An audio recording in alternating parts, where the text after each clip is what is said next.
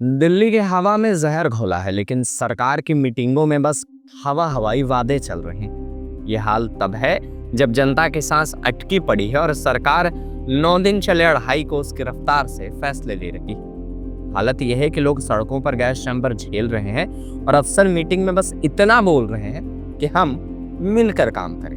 मतलब घर में तूफान आया है और कोई उठकर सिर्फ पंखा बंद कर रहा है।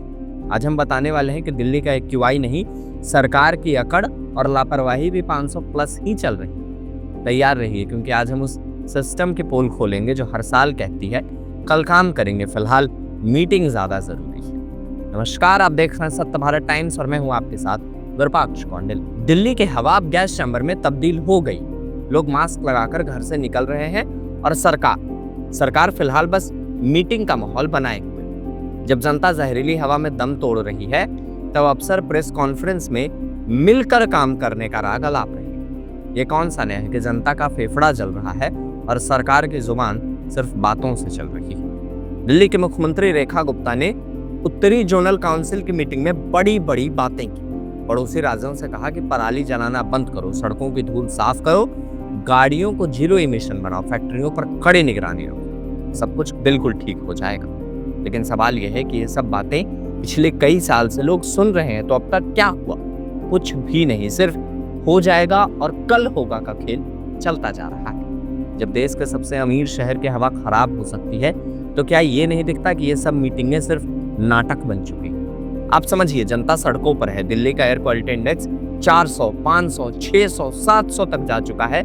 बच्चों का अस्थमा हो रहा है, बुजुर्ग के दम घुट रहे हैं, और इसी बीच अफसर क्या कर रहे हैं? अफसर कह रहे हैं कि हम बैठकर सोच रहे हैं कि इस हालात पर क्या किया जाए। ये किसी बकरे के सामने सुराही फोड़ने जैसी बात है नहीं तो क्या? सबसे बड़ी बात यह है कि मीटिंग का सिस्टम ही तो हमारे सरकार के अक्ल का सबसे बड़ा सबूत है। मुख्यमंत्री साहब को पता है कि हरियाणा और पंजाब में कौन सी पराली जल रही है, उत्तर प्रदेश की कौन सी फैक्ट्रियां धुआं छोड़ रही हैं, लेकिन फिर भी ये कहते हैं कि सब मिलकर काम करेंगे तो काम हो जाएगा। मतलब ये किसी को कोई जिम्मेदारी नहीं देते। मैं भी ना करूं, तुम भी ना करो, वो भी ना करे, और ये बस मीटिंग एक ढकोसला बनकर रह जाती है। हकीकत यह है कि जब तक दिल्ली सरकार, केंद्र सरकार और पड़ोसी राज्यों की सरकार एक दूसरे को दोष देती रहेंगी, तब तक मीटिंग चलती रहेगी और दिल्ली की हवा जहरीली रहेगी। ये तो सीधा हिसाब, बाकी सब गड़बड़ वाली बात हो गई। जनता मर रही है, अफसर बैठक में समय बर्बाद कर रहे हैं। सड़कों की धूल पर अभी तक कोई सख्त कार्रवाई नहीं हुई। जो ठेकेदार सड़कों पर धूल फैलाते हैं, उन्हें भी कोई सजा नहीं मिली। फैक्ट्रियों को भी छोड़ दिया गया है, पराली जलाने वालों को भी पुलिस तो दूर, किसी ने सही में कभी भी गिरफ्तार नहीं की।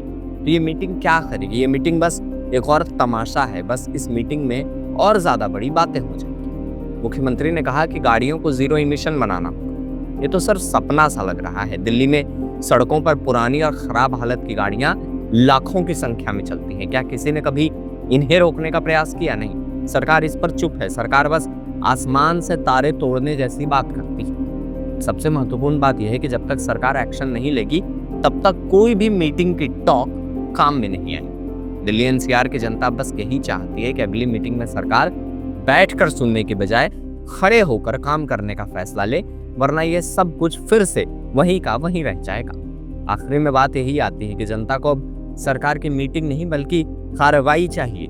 जब तक पराली जलाने वालों पर कड़ी कार्रवाई नहीं होगी, फैक्ट्रियों को शटडाउन नहीं किया जाएगा और सड़कों की धूल पर नियंत्रण नहीं किया जाएगा, तब तक दिल्ली की हवा कभी साफ नहीं होगी। और अगर हवा साफ नहीं होगी, तो ये मीटिंग सिर्फ एक और बकवास ही साबित होगी जो सरकार जनता को दिखाने के लिए करती है। दिल्ली के लोगों के लिए सांस अब एक बंदी सी हो गई है, ना जेल में ना गैस चैम्बर में, बल्कि खुली दिल्ली की सड़कों। और सरकार तो बस यही कर सकती है कि मीटिंग करे, बातें करे और फिर से अगली मीटिंग के लिए तारीख तय कर ले। ये तो साफ है कि जब तक सांस है तब तक सरकार बैठक करेगी, और जब सांस नहीं रहेगी तब भी मीटिंग मिनट्स में ही लिख ली जाएगी। इन खबरों पर बाकी अपडेट्स के लिए आप बने रहे हमारे साथ और देखते रहें सत्य भारत टाइम्स।